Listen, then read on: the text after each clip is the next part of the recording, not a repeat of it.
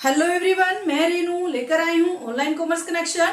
जैसा कि मैंने आपके सोर्स ऑफ बिजनेस फाइनेंस के वीडियो में आपसे प्रॉमिस किया था कि आपके चैप्टर्स में जितने भी डिफरेंशिएशन आ रहे हैं, जो भी डिफरेंसेस आ रहे हैं, उनके लिए हम अलग से वीडियो बनाएंगे ताकि आपको एग्जाम के डे पे प्रिपरेशन करने में कोई भी प्रॉब्लम ना हो। ओके बच्चों, अगर आपको किसी भी चीज से रिलेटेड कोई डाउट है तो वह डाउट वो क्लियर हो जाएंगे।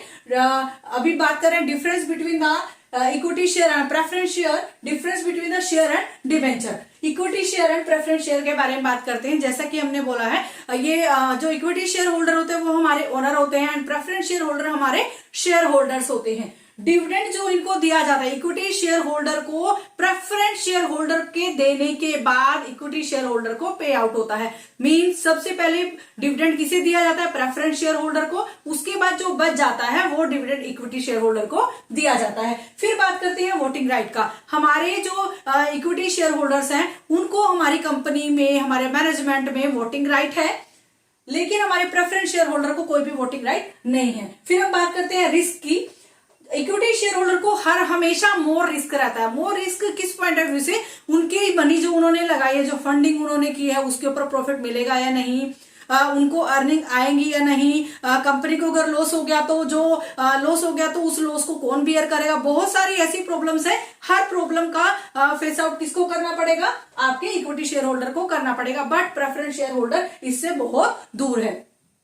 बात करते हैं रेट ऑफ रिटर्न की। जो रेट ऑफ रिटर्न होती है इक्विटी शेयर होल्डर की, फ्लक्चुएट होती है। फ्लक्चुएट मींस, जैसे मैंने आपको बताया था, जब कंपनी प्रॉफिट अर्न करती है अपनी अर्निंग में से सबसे पहला पार्ट प्रेफरेंस शेयर होल्डर को देती है। प्रेफरेंस शेयर होल्डर को देने के बाद इक्विटी शेयर होल्डर के हिस्से में आता है। अब इक्विटी शेयर होल्डर के हिस्से में आएगा, सारा इक्विटी शेयर होल्डर नहीं रख सकता है। इक्विटी शेयर होल्डर को आने वाले बिजनेस के बारे में, मींस बिजनेस के आने वाले दिनों के बारे में अलग से एक इन्वेस्टमेंट रखनी पड़ती है। उसकी हमेशा जो अर्निंग है फ्लक्चुएट होती रहती है। बट प्रेफरेंस शेयर होल्डर को एक परमानेंट परसेंटेज के हिसाब से उसे हमें डिविडेंड प्रोवाइड कराना पड़ता है। कंपनी में अगर लॉस हो जाता है तो प्रेफरेंस शेयर होल्डर वेट करेगा, जब नेक्स्ट टाइम कंपनी को प्रॉफिट होगा तो सबसे पहले उसका जो जितना भी प्रॉफिट आज तक का बनता है सब हम उसको कवर करके देंगे। मींस उसका जो अर्निंग शेयर है वो हमेशा फिक्स्ड रहेगा।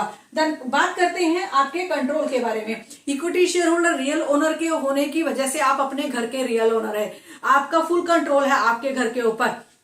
आप कैसे भी एक बिल्डिंग, दो बिल्डिंग कैसे भी बना सकते हैं। ऐसे ही कंट्रोल है, fully control on management. Means आपके इक्विटी शेयर मैनेजमेंट का मेन पार्ट है। मैनेजमेंट को फुल कंट्रोल करते हैं कि मैनेजमेंट के क्या पॉलिसीज होंगी, क्या प्लानिंग होगी, कंपनी की क्या स्ट्रेटेजी होंगी, सबसे रिलेटेड डिसीजन कौन लेगा? हमारे इक्विटी शेयर्स लेंगे। फिर हम बात करते हैं प्रेफरेंस शेयर के बारे में। प्रेफरेंस शेयर का हमारे मैनेजमेंट के ऊपर कोई भी कंट्रोल नहीं होता है। चलिए बच्चों, अब बात करते हैं हमारे शेयर एंड डिवेंचर के बारे में। शेयर एंड डिवेंचर में क्या है? जैसा कि आपको बताया, शेयर्स के नाम से समझ में आ रहा है, they are the real owner of the company and debentures they are the creditors. Means इनसे हमने एक पर्टिकुलर टाइम पीरियड के लिए कुछ फंडिंग ली है, उस फंडिंग के बदले में हमें इनको इंटरेस्ट पे आउट करना है। They are the creditors and share are the shareholder are the और कंपनी ओनर्स। देन बात करते हैं कैपिटल। ये जो हमें फंडिंग देते हैं वो हमारी शेयर कैपिटल बनती है। बट डिवेंचर जो हमें फंडिंग देते हैं वो हमारा लोन होता है।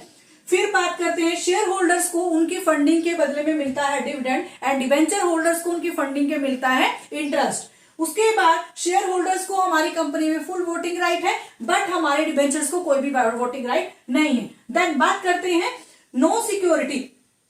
हमारे शेयर्स की जो फंडिंग हमने लगाई है उसके ऊपर हमें फुल अर्निंग मिलेगी या नहीं।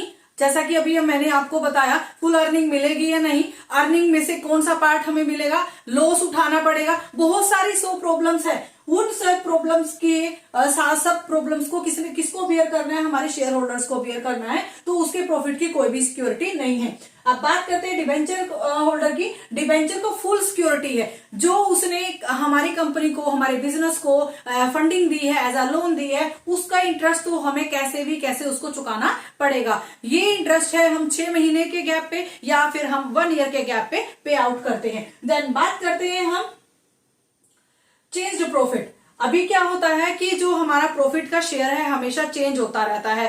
कभी इक्विटी शेयर होल्डर को ज्यादा मिल जाता है, कभी इक्विटी शेयर होल्डर को बिल्कुल भी नहीं मिलता, कभी इक्विटी शेयर होल्डर को एक एवरेज मिल जाता है। बट जो हमारे डिबेंचर्स होल्डर्स होते हैं उन्हें तो एक पर्टिकुलर परसेंटेज के हिसाब से ही उनको हमें इंटरेस्ट पे आउट करना पड़ता है। बात करते हैं हमारे जो शेयर है 2 टाइप के होते हैं, जैसे आपको पता है equity share and preference share. But जो हमारे डिबेंचर्स है मोर देन 2 टाइप्स होते हैं, जैसा कि हमने बात करा पहले।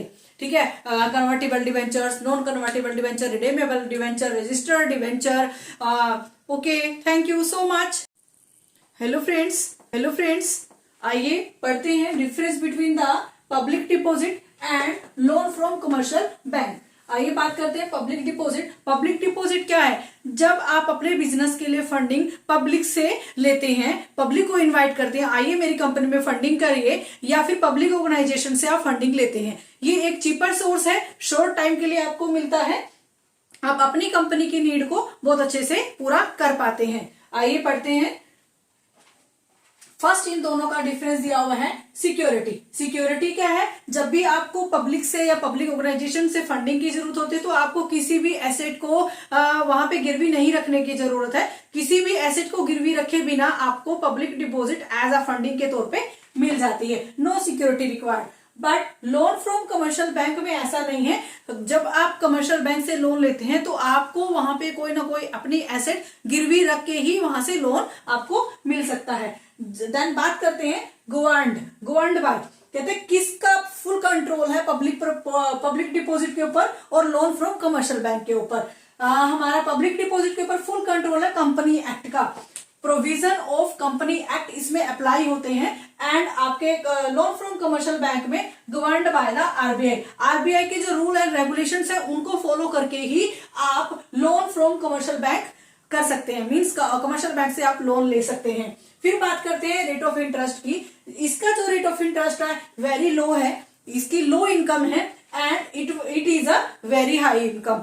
जब आप बैंक से लोन लेते हैं तो बैंक बहुत हायर इंटरेस्ट पे आपको लोन प्रोवाइड कराता है और उसके बदले में हायर अमाउंट में आपसे इंटरेस्ट वसूल करता है। फिर बात करते हैं पीरियड्स के बारे में।